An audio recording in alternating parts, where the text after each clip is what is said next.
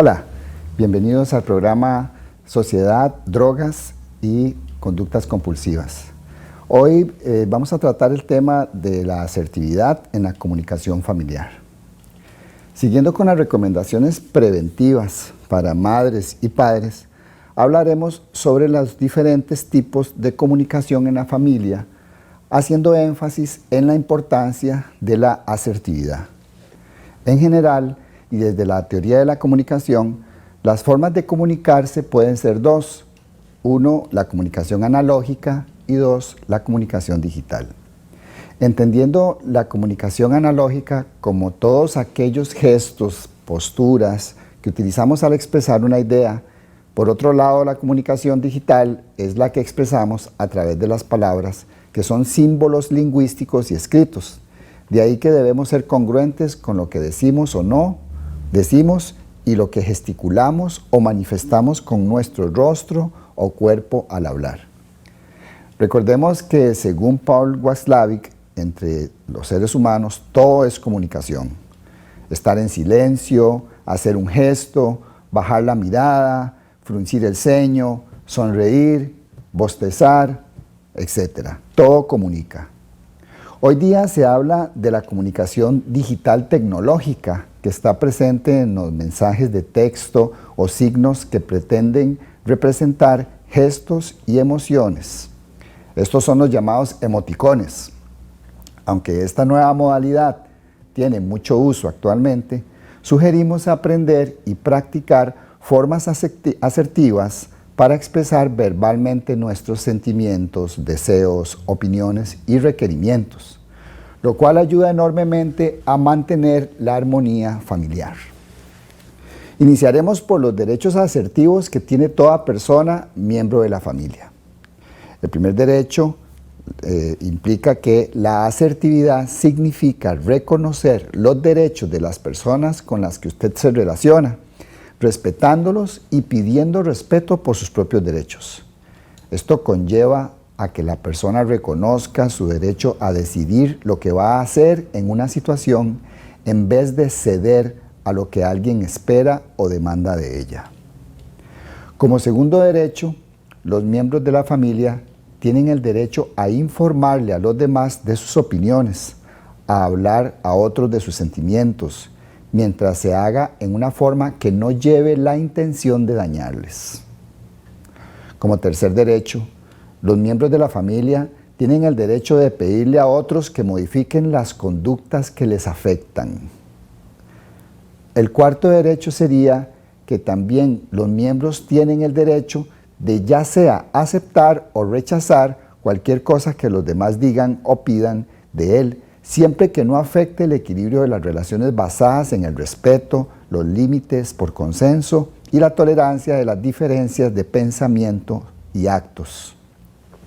Y como quinto derecho y último que queremos enfatizar es que los miembros tienen derecho a cometer errores y el deber de ser responsable de ellos, sabiendo que la naturaleza humana es imperfecta.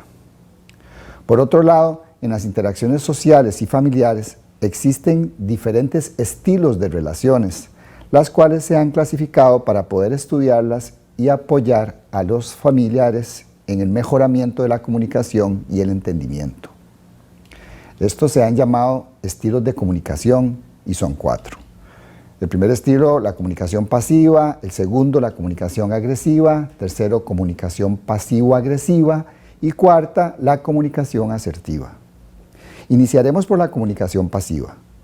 Las personas pasivas se comportan con inseguridad, son retraídas o tímidas, tienden a renunciar a sus derechos si se encuentran en un conflicto frente a lo que quieren y lo que alguien más quiere, pensando que sus derechos son menos importantes. Estas personas usualmente no permiten que otros sepan lo que piensan o sienten. Habitualmente ahogan o no expresan sus sentimientos, aun cuando la situación no lo amerite, y constantemente se terminan sintiendo ansiosos o enojados. Algunas veces se sienten deprimidos por su inefectividad o dolidos porque desean que otros hubieran entendido o adivinado lo que desean. Los comportamientos pasivos más comunes son tono de voz inflexiva, quebradiza, volumen de voz baja o tendencia a ofrecer disculpas reiteradamente. Expresión facial pobre, silencios o posición corporal encorvada. Las demás personas no tienen manera de saber qué quiere una persona pasiva y por eso se les dificulta saber lo que éstas desean. La tendencia a reprimir sus pensamientos y deseos creyendo que las opiniones de los otros son más importantes y significativas que las propias, los lleva a paralizarse y reprimirse. Las dificultades que generan estos comportamientos están relacionadas con quejas de parte del individuo de no sentirse validado por los otros, de no sentirse que es parte del grupo familiar, pues los demás no están pendientes de adivinar cómo se sienten o qué necesitan, lo que comúnmente termina generando distanciamientos entre los miembros o resentimientos no expresados. Además, los portadores de este estilo de comunicación suelen somatizar, es decir, estas personas terminan transformando las molestias que no logran comunicar en dolencias a nivel corporal físico, presentando gastritis, úlceras, depresión, entre otras manifestaciones. El segundo estilo de comunicación es el estilo agresivo. Las personas agresivas suelen expresar sus ideas de forma inapropiada, actuando por encima de los derechos de los otros. Normalmente ellos expresan que son sinceros y directos y es problema del otro si se siente mal. Las personas que mantienen este estilo ignoran y confunden el significado de la sinceridad y disfrutan decir argumentos u opiniones de manera impulsiva, grotesca, sin compasión o empatía, lo cual puede llegar incluso a ser una forma de crueldad. El objetivo de la comunicación agresiva es la dominación, el poder y el triunfo sobre los otros, en una especie de competitividad orgullosa. Esto se logra humillando, degradando o insultando para que el interlocutor se vuelva débil. Los comportamientos agresivos más comunes se evidencian en el tono de voz irónico o sarcástico, volumen de voz excesivamente alta, mirada desafiante y frases descalificantes hacia los otros, tales como eres estúpido por pensar algo distinto de mí, lo que tú sientas no cuenta, lo que tú quieras no importa. Aunque con este estilo las personas agresivas puedan satisfacer sus necesidades a corto plazo, los efectos a largo plazo son negativos, debido a que hacen caso omiso a las necesidades de los otros, mientras alcanzan sus metas, se ganan el rechazo y la mala voluntad de otras personas. A nivel de familia, incluso los otros miembros pueden estar buscando vengarse o boicotearlo luego. Este elemento se manifiesta claramente en las reacciones de desafío, rebeldía e irrespeto de hijos e hijas que se sienten minimizados por padres, madres, hermanos o personas encargadas agresivas. El tercer estilo de comunicación es el estilo pasivo-agresivo. Las personas pasivas, agresivas, mantienen una comunicación poco clara. Son personas que utilizan muchas frases indirectas. Como dice la sabiduría popular, le dicen a Juan para que entienda a Pedro, desde una resistencia pasiva. Las personas pasivo-agresivas suelen hacer alusión a lo que desean, hacen comentarios sarcásticos o murmuran algo, sin lograr decir directa o claramente lo que está en sus mentes. Normalmente su actuar evidencia lo que quiere decir, por ejemplo, tirando puertas, dándole a alguien el tratamiento del silencio, llegando tarde a los compromisos o haciendo un trabajo a medias. Estas son formas de manifestar su malestar sin lograr comunicarlo adecuadamente. Pueden evitar la ansiedad y la asertividad por temor a perder el aprecio de los otros. Esta ambigüedad en su forma de comunicación impide que las personas a su alrededor logren entender sus mensajes. Les genera confusión o enojo y rechazo o impotencia al no comprender su actitud de doble mensaje. La persona agresiva pasiva, con este estilo de comunicación parcial, termina sintiéndose frustrada o victimizada. El estilo más recomendado, el estilo más saludable, es el estilo de comunicación que llamamos asertividad, el cual se recomienda como la forma más adecuada de relacionarse en las interacciones sociales y familiares. La persona asertiva tiene varias características. Por ejemplo, la primera característica es que expresa adecuadamente oposición ante situaciones que ponen en peligro su seguridad, integridad o dignidad humana. Como segunda característica, aprende a decir no cuando siente que la situación no es favorable a sus intereses o necesidades. Tercera característica, también logra expresar desacuerdos de manera respetuosa cuando tiene una opinión diferente a la de su interlocutor. Cuarta característica, puede hacer críticas objetivas y productivas y recibir críticas sin personalizarlas. Una quinta característica es que defiende sus derechos y expresa sentimientos incómodos, tales como enojo, tristeza o miedo. También en un sexto punto, expresa afecto, sabe dar elogios y a la vez tiene la capacidad de recibir elogios sin minimizarlos o maximizarlos. Como séptima característica, expresa abiertamente sentimientos de alegría, aprecio o afecto por los demás. Una octava característica que tienen las personas asertivas es que reconoce los derechos propios y ajenos y los respeta y defiende.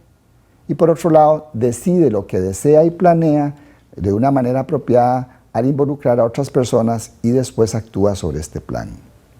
Usualmente la forma de comunicación más efectiva es decir nuestras opiniones o sentimientos claramente y de manera directa, pedir los cambios que uno desearía de los otros, sin incurrir en amenazas, demandas o declaraciones negativas dirigidas a los demás.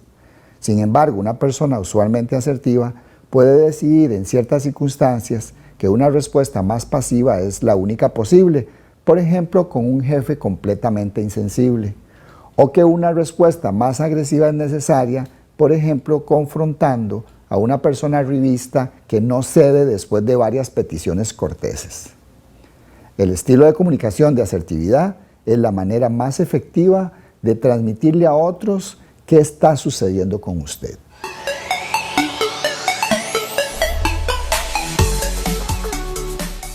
Soy el Dr. Javier Vindas, máster en psicología, director general de la organización no gubernamental Interactuar, Psicología de Reducción de Riesgos y Daños.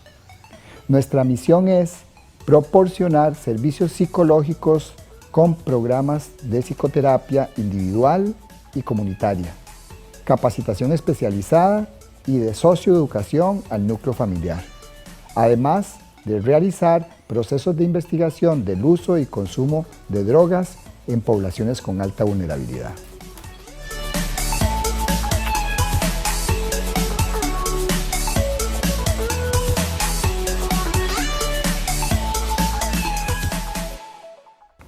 En este programa iniciaremos a responder preguntas de nuestros televidentes y nuestro tema inicial va a ser el acompañamiento cuando el usuario de drogas tiene otras condiciones psicológico-mentales que le afectan. A partir de hoy contestaremos preguntas que nos han hecho llegar al WhatsApp 8382 1226. Una televidente nos comunicó la siguiente opinión refiriéndose a nuestro primer programa. Excelente presentación, clara y fácil de entender. Nuestra sociedad está bombardeada por el consumo y su presentación dejó eso claro. Espero que más adelante nos proporcione alguna charla sobre la dualidad en el consumo y las enfermedades mentales. Es un tema muy complicado que requiere de mucha paciencia y apoyo para el paciente y familiares. Primero que todo, muchas gracias por sus comentarios y vamos a aprovechar este comentario pregunta para desarrollar el tema de lo que se ha llamado comorbilidad, patología dual o trastorno dual. Más allá de los aspectos estigmatizantes de estos términos relacionados con la condición mental y el uso de drogas, queremos ofrecerles información sobre la realidad clínica y existencial del consumo de drogas en personas que vivencian al mismo tiempo del consumo problemático otras afectaciones como depresión, ansiedad o padecimientos que impiden un funcionamiento cognitivo estable de parte de la persona que los padece, como por ejemplo condiciones como la llamada bipolaridad o esquizofrenia. Sucede que en muchas ocasiones la persona que usa sustancias psicoactivas también tiene alguna otra condición que lo afecta en su desenvolvimiento cotidiano, Por ejemplo, las personas pueden consumir alcohol o cannabis y padecer dificultades con el manejo de una depresión o una condición bipolar a la vez.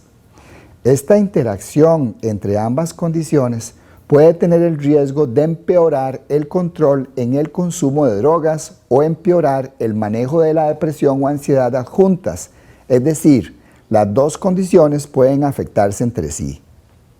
Insistimos en que los problemas que se presenten dependerán de cada caso específico y por eso debe abordarse cada persona según sus propias características y realidad, evitando encasillar a las personas en estereotipos y estándares protocolizados de talla única que adoptan las mismas medidas para todas las personas sin considerar sus condiciones particulares únicas e irrepetibles. Se puede decir, de acuerdo a las investigaciones científicas, que estas condiciones adjuntas se presentan en un alto porcentaje de las personas que usan drogas, incluso en más del 50% de los usuarios de sustancias psicoactivas. Como decíamos en otro programa, los problemas que se presenten dependerán de los efectos que las sustancias psicoactivas generan en la persona de acuerdo a tres aspectos: la persona, la droga y el contexto. En cuanto a la persona, se debe considerar la condición física y la condición psicológica mental, y en este caso, la severidad de la depresión, de la ansiedad, de la bipolaridad u otra condición de vida que haya desarrollado. En cuanto a la condición física, los dolores crónicos pueden llevar al uso excesivo de opioides como morfina o tramadol para aliviar sus dolores. Otro tipo de enfermedad física común en la comorbilidad es la condición de ser persona con VIH o VIH avanzado. A este propósito, actualmente evitamos el estigma de la palabra SIDA, utilizando el término VIH avanzado. Como segunda característica que hay que tomar en cuenta es la droga. Como ya decíamos, el tipo de droga, la forma de uso, si es fumada, si es tomada, la cantidad y la frecuencia de la dosis utilizada. Y como tercer elemento, el contexto de uso, si se usa en fiestas, si se usa en un espacio seguro. Sobre las funcionalidades, las razones o motivaciones que cumplen las drogas para las personas con esta doble o triple condición, seguiremos un estudio hecho por Pérez en el año 2010. Este investigador informa que las principales razones que explican el uso de drogas en las personas que mantienen una condición de depresión, ansiedad u otros padecimientos son: la primera razón, razones sociales. Estas personas tienden a utilizar drogas para facilitar la interacción y el ajuste social, para facilitar la comunicación social. Como segundo elemento, buscan el alivio de la disforia o sufrimiento psicológico o corporal a través de la automedicación. Entonces se usan drogas muchas veces para aliviar ansiedad, depresión o dolor psíquico, por ejemplo, por saber que tiene un diagnóstico de VIH con todas las implicaciones que este trae. Como tercera característica y funcionalidad, otras personas utilizan sustancias psicoactivas para aliviar síntomas psicóticos. Algunas personas usan drogas para hacer frente a alucinaciones, que se definen como percepciones de sonidos, imágenes u objetos sin que estos tengan existencia real. Por ejemplo, cuando la persona escucha voces que los demás no escuchan, o cuando creen ver objetos y situaciones que los demás no pueden verificar como ciertas, o cuando la persona manifiesta sentimientos de sospecha o desconfianza en los demás, como sucede en la paranoia. Y como cuarta razón para utilizar drogas, desde estos padecimientos adjuntos, otros usan sustancias psicoactivas para enfrentar los efectos secundarios de la medicación, es decir, para aliviar las molestias de las drogas prescritas por médicos o médicos especialistas. En la gran mayoría de los casos, las personas desarrollan la condición de depresión, ansiedad, bipolaridad o esquizofrenia antes del inicio en el consumo de sustancias psicoactivas. En otros casos, el padecimiento mental es más bien inducido por el uso de sustancias. Por ejemplo, cuando por el uso de alcohol severo y crónico se producen delirium tremens, que son alucinaciones por síndrome de abstinencia. En estos casos, algunos reportan observar figuras en forma de insectos. En otros casos, el consumo de cannabis con alto contenido de THC en personas con un historial familiar genético de padecimientos mentales puede generar episodios psicóticos. es decir, una desconexión temporal de la realidad, manifestando alucinaciones, que son percepciones sin objeto, o manifestando delirios, que son pensamientos incoherentes. Algunas veces el consumo de drogas problemático aparece tiempo después de haber desarrollado un trastorno mental. En estos casos, la presencia de una condición mental de sufrimiento es el mayor factor de riesgo para el desarrollo de un consumo problemático de drogas. Por ejemplo, cuando una persona con dificultades de manejo de la depresión se engancha con una sustancia estimulante, cocaína o anfetaminas, para energizar su apatía o tristeza. Vamos a ofrecer algunas recomendaciones para familiares y personas con esta condición. Primera recomendación, en estos casos, el pronóstico, es decir, la predicción de cómo va a evolucionar la persona es variado. Lo que se debe tener claro es que la interacción entre una condición mental de sufrimiento y el consumo de drogas problemático puede empeorar la evolución de la salud integral de la persona. El pronóstico va a ser proporcional a la gravedad de la condición mental y del consumo de drogas. Como segunda recomendación, en estos casos que hemos mencionado, existe mayor morbilidad, es decir, mayor tendencia a enfermar, y mayor mortalidad, es decir, complica más las posibilidades de muerte. Lo anterior indica que a mayor morbilidad, mayor enfermedad médica, como desnutrición o problemas dentales, y mayor mortalidad por consecuencias del consumo a largo plazo, como problemas cardiovasculares o cánceres. También estos casos de comorbilidad están asociados con muertes violentas. Nombraremos dos ejemplos. Las personas con características antisociales, con problemas severos con el cumplimiento de las normas y que además consumen drogas, se exponen mayormente a situaciones riesgosas para la vida. O las personas con trastorno límite de personalidad que desarrollan mucha angustia ante la posibilidad de la soledad o el desapego, son más propensas a ideación e intentos suicidas. Cabe destacar que también las personas consumidoras de drogas con depresión reportan un incremento en las conductas suicidas. Y como última recomendación, todas estas características hacen que estas personas y sus familiares tengan que realizar un mayor esfuerzo y armarse de mucha paciencia para poner en práctica las recomendaciones que hemos dado en programas anteriores, reconociendo que afrontar un consumo problemático de drogas junto a una condición de sufrimiento mental como las que hemos señalado implica informarse, tomar decisiones, buscar ayuda profesional, autocuidarse y responsabilizarse por los propios actos y el acompañamiento centrado en los derechos humanos y el respeto mutuo.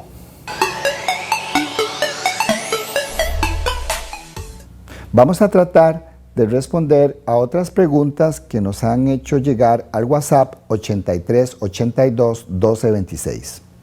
Un televidente nos pregunta, ¿cómo saber si la persona está comprometida al 100% en la recuperación?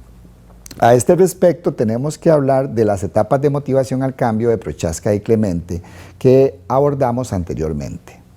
Las personas usuarias de sustancias psicoactivas normalmente van a tener una motivación fluctuante en su relación con las drogas. Unas veces dejarán de consumir totalmente o en otras decidirán mantener consumos regulados o muchas veces elegirán seguir en consumo activo. Como explicamos anteriormente, la persona unas veces podrá estar en acción muy comprometido con el cambio y otras devolverse a una etapa anterior, como cuando vuelven a precontemplación y se resisten a reconocer que tienen un problema con el control del uso de drogas, permitiéndose indulgencias para volver a patrones de consumo que antes generaban riesgos y daños. Recordemos que las personas cambian realmente cuando creen que el cambio de conducta les va a traer beneficios mejores que su estilo de consumo actual y además están en la disposición de la voluntad convencida y tienen herramientas terapéuticas adecuadas para mantenerse en ese estilo de vida, de cambio. Al respecto de la pregunta del televidente, Prochaska y Clemente plantean algunos indicadores que nos permiten reconocer cuando una persona tiene un compromiso sostenido con el cambio en su estilo de vida en su relación con las drogas. El primer indicador que nombran es que el cambio exitoso significa que este es mantenido a través del tiempo, no por meses, sino por años o décadas, incluso de por vida. sabiendo que el cambio es una experiencia de aprendizaje que implica progresos y retrocesos en las metas propuestas, ya que lo más fácil es iniciar el cambio, siendo lo más difícil las dificultades para mantener el plan de cambio de consumo regulado o abstinencia total en el tiempo. Segundo indicador, el cambio nunca acaba con la acción, pues la persona mantiene dos retos. Primero, consolidar las ganas adquiridas en las etapas anteriores, y el segundo reto, comprometerse con prevenir recaídas en los patrones de consumo dañino anteriores. Como tercer indicador de que una persona tiene un alto compromiso, se presentan dos actitudes fundamentales para mantenerse en el plan de cambio. La primera actitud es que la persona debe saber que el cambio de estilos de vida no es fácil y debe disponerse en un esfuerzo sostenido a largo plazo, manejando los peligros de recaída en patrones perjudiciales anteriores. Y segundo, para cumplir con el reto anterior, debe establecer un estilo de vida en revisión constante de sus costumbres, hábitos y formas de pensar y enfrentar el estrés común de la vida. Como cuarto indicador, la persona se mantiene en un fuerte y claro reconocimiento de que sigue siendo vulnerable al problema mientras está reestructurando su vida, pues lo evidencia en su discurso, comentarios y acciones de asistencia a grupos de ayuda mutua, asistencia a psicoterapia, consejería en adicciones o consejería espiritual. El quinto indicador es que cuando la persona se responsabiliza de que el gran reto del cambio de estilo de vida es la carga que hay que llevar, para lo que se necesita emplear estrategias a largo plazo, como por ejemplo, permanecer activo y vigilante, no volverse sobreconfiado, estar alerta a señales del problema, sobre todo con el reconocimiento de las ansias y tentaciones de consumo, y como cuarto punto, enfocarse en los beneficios a largo plazo, como pensar en la mejoría en su salud corporal, en su bienestar general y en sus relaciones familiares, sociales y laborales. Otros indicadores similares a los anteriores que reflejan un alto compromiso con el cambio de estilo de vida son: 1. Cuando la persona mantiene el compromiso de cambio constante, es decir, no baja la guardia, no se permite olvidos en cuanto a las experiencias desagradables de su estilo de vida y de consumo anterior que lo impulsaron a generar transformaciones, o cuando la persona acepta sus logros, se da crédito a sí mismo de su cambio, se la cree, y también reconoce el apoyo de otras fuerzas externas, de Dios, del programa de tratamiento, de los terapeutas, de los amigos, de la familia. Como séptimo indicador está el hecho de que la persona persevera en un estilo de vida con actividades disfrutables, saludables e incompatibles con el problema, de modo que se involucra en actividades deportivas de su interés, hace ejercicio o practica algún deporte, o participa en grupos activos de la comunidad, o se interesa en actividades recreativas con familiares. Como octavo indicador podemos señalar el compromiso mostrado en la disposición a realizar una autorrevisión diaria de la lista de los pros y contras de cambiar su estilo de vida y mantener distancia saludable, de acuerdo con su plan de cambio, de todos los disparadores de recaída. Otra televidente nos envía la siguiente pregunta: ¿es bueno permitir que si en una familia existe un individuo en recuperación, ya sea alcohólica o de otro tipo de droga, se permita que en una reunión las personas que asisten lleguen con alcohol a la casa? ¿Cómo manejar esta situación? Ante esta pregunta, siempre debemos recordar que no existen recetas únicas que se ajusten a la infinidad de situaciones que se presentan en las relaciones sociales y familiares. Es por esto que hemos insistido en que el consumo de drogas se debe entender como una temática social compleja, donde cada persona, familia o situaciones que se presenten deben abordarse individualmente según las características del tipo de consumo, el tipo de relaciones familiares, o si la persona está en abstinencia total, en consumo regulado o en consumo activo. La pregunta de nuestra televidente se relaciona con un familiar que está en abstinencia total. En este caso, recomendamos considerar los siguientes elementos para la toma de decisiones. Primero, el tiempo de abstinencia que tiene la persona, pues una persona con 10 años de abstinencia tendrá menos dificultades para enfrentar los estímulos de tentación de consumo que se le presentan en una fiesta. Diferente manejo podría tener una persona con menos de 6 meses de abstinencia, pues observar a otras personas consumiendo le podría causar tentaciones innecesarias en ese momento de vida. Como segunda recomendación, también podemos recomendar una comunicación fluida, donde siempre se le pregunte a la persona en abstinencia cómo se siente en relación con ese evento y si considera que lo puede manejar como un posible disparador de caída o recaída. Y por último, aunque el problema de un síndrome de dependencia descontrolado que lleva normalmente a la decisión de abstinencia total es un problema del individuo y no necesariamente de los familiares asistentes al evento, no se puede negar que la fiesta siempre será un estímulo, tentación o disparador de consumo para el abstinente, por lo que muchas familias en actos de solidaridad deciden hacer fiestas con presencia moderada de alcohol o con ausencia total del mismo.